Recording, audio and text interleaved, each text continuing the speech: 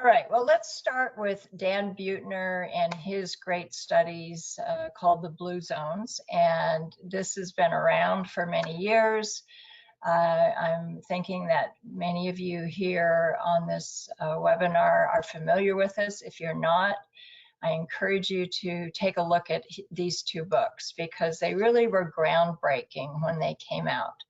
Dan and his colleagues went around the world to search for places where people lived to old age, but also lived great quality. They were still able to care for themselves.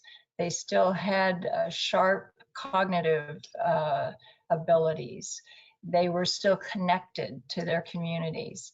And he found 5 different sites in the world. And luckily, there is one of those in the United States, but the other 4 are spaced out around the world. And it's real interesting what he found. Each of these sites is very unique, reflecting the culture around it, but also within that area, these people lived the longest and had the best quality of life. So Japan, there's a specific island in Japan. There's an island in Greece. There's an area in Italy, Costa Rica, and then there's one area in the United States. It's in Loma Linda, California, which isn't that far from where I live.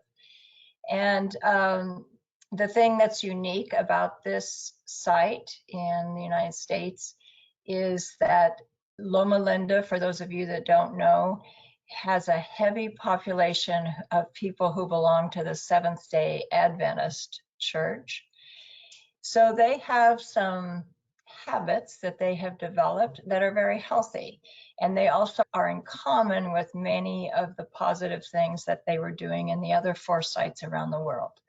They stay physically active. They believe that part of their religion is to stay active. They stay very connected to their families and to their community. They have purpose all the way through till late life.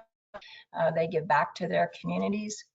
The Seventh-day Adventist religion, they are vegetarian, but it's the only one of the 5 sites where people are vegetarian. The other 4 sites, people do eat meat. It's not maybe as much meat as we're used to seeing on our plates here in the United States, but they are not vegetarian. They do eat meat.